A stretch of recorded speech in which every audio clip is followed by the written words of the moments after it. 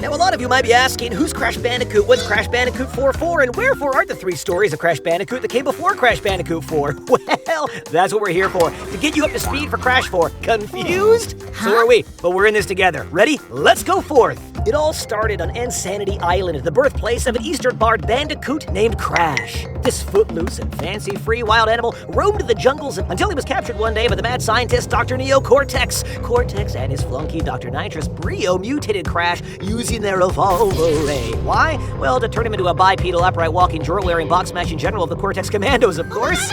After they evolved him, they blasted him with the aptly named Cortex Vortex mind control device, but the machine malfunctioned, allowing Crash to break loose and make good his escape. Pissed, Cortex looked to his next candidate to lead the Cortex Commandos, Crash's girlfriend, Tana. Crash, dazed and confused from his breathless escape, catches wind of Cortex's plan and vows to save his lady love.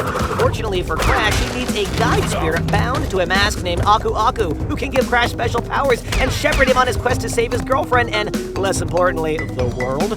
On their quest, Crash and Aku Aku battle their way through a throng of Drabonis trying to thwart their mission. And they come in all shapes and sizes, from pinstripe Boodaroo to Ripperoo. Do they all rhyme? No, they don't. There's Koala Kong, this other one, and these guys. After battling atop a waterfall through a mine shaft across a power station, Crash comes face to face with Cortex's number 2, Dr. Nitrous Brio, who, thanks to better living through chemistry, morphs himself into the Brio monster. But Crash don't care. Nope, he burns down the house, escapes to the Great Hall, and he meets Dr. Cortex himself atop his airship. Despite his ray gun and hoverboard and really big head, the evil doctor falls to Crash. Thus, the world is saved, and Crash is reunited with his girlfriend. Cortex is presumed dead, but if he was dead, we wouldn't have a second game now, would we?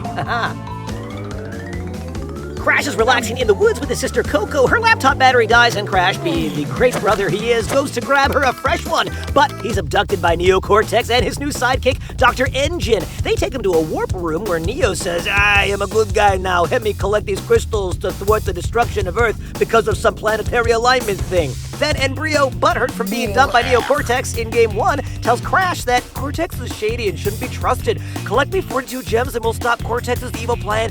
Now, with not one but 2 monumental tasks ahead of him, Crash brings in some help. His pet polar bear named Polar.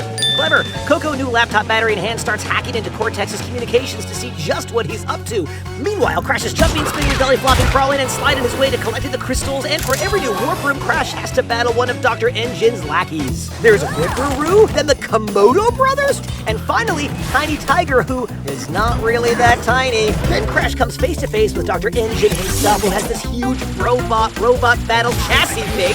After defeating the evil doctor, Coco finishes her hack and reveals Cortex's true intentions. He's still evil and rocking a new and improved Cortex Vortex. To foil Cortex's plan for world domination, Crash grabs a jetpack and chases him into space. Cortex puts up one hell of a fight, and I mean it. Crash gathers the last of the gems, delivers them to Nitrous Brio, who uses them to power a massive laser which obliterates the space station and the Cortex Vortex along with it once and for all. Oh boy. The remains of Cortex's space station come crashing down to Earth and destroy a prison holding a great evil in the form of Uka Uka. Who's that? Well, put that thing down, flip it, and reverse it, and what do you got? That's right, Aku Aku, it's his evil twin brother. What? To thwart his evil brother, Aku Aku takes Crash and Coco to Dr. Yes, another doctor, Nefarious Trophy's Time Twister Time Machine. Again, not a lot of mystery with these names. Together, Crash and Coco, with some help from Coco's pet tiger Pura, must gather the crystals which are scattered across time before Cortex can get his hands on them. After gathering 5 crystals, Crash travels back to ancient Rome to face off yet again with Tiny Tiger. Again, not so tiny. After defeating his tininess, Crash gains the super belly flop ability. Another 5 crystals unleashes Dingo Dial. Once Crash turns that dingo into a dingus, he's able to double jump. Yeah, nifty. After 15 crystals, Dr. Entropy himself joins the fight to stop Crash, but no luck, Buttercup. Crash dispatches him with ease and unlocks the Death Tornado Spin. Then Coco and Purr tag team Dr. Engine, unlocking the Fruit Bazooka power-up for everybody. Once the crew hit 25 crystals, they pitted against Dr. Cortex once again, but this time, the evil doctor has an evil spirit on his side. Uka Uka and Cortex enter into a heated battle with Crash and Aku Aku. The good guys defeat the forces of evil once and for all. For real this time.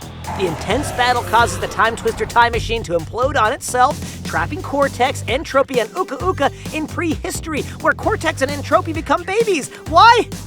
The story ends right where we started. Crash, Coco, and the crew kicking back, knowing they can rest easy having saved the world once and for all. Until Crash 4 comes out and we do it all again with new friends, old foes, new fights, some slick dance moves, and a whole hell of a lot of rips in the space-time continuum. See what happens next in this tale of marsupial madness with Crash Bandicoot 4. It's about time, and it's available about now. PlayStation